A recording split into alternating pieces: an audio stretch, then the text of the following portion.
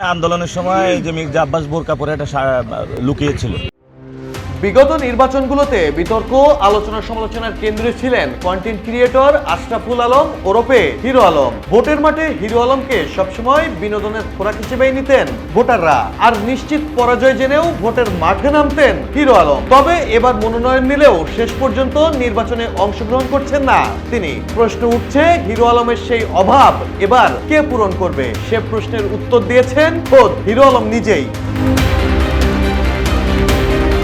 ফেসবুকের এক পোস্টে হিরো আলম জানালেন, এবারের নির্বাচনে তার অভাব পূরণ করছেন ঢাকা ৮ আসনের এক প্রার্থী।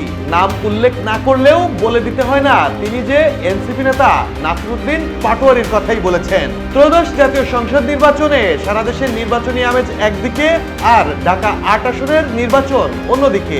এই ভিন্নতার অন্যতম কারণ একজন, জাতীয় নাগরিক পার্টি এনসিপির মুখ্য সংগঠক নাসিরউদ্দিন পাটোয়ারি। সভ্য রাজনীতির চর্চা করে ভোটের প্রতিযোগিতার চেয়ে একের পর এক বিতর্কিত মন্তব্য করে সোশ্যাল মিডিয়ায় ভাইরাল হয় যেন তার একমাত্র উদ্দেশ্য। ভোটের মাঠে কর্মসূচি, ইশতেহার কিংবা জনসংযোগের চেয়ে অন্য প্রার্থীদের কটূক্তি, সরাসরি আক্রমণ নিয়েই ব্যস্ত থাকেন তিনি। হিরো আলমের জায়গা দখল করেছে ভিন্ন প্যাকেজের এক নতুন চরিত্র।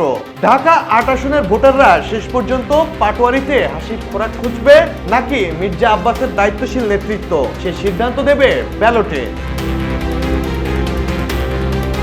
Desk report, people and politics.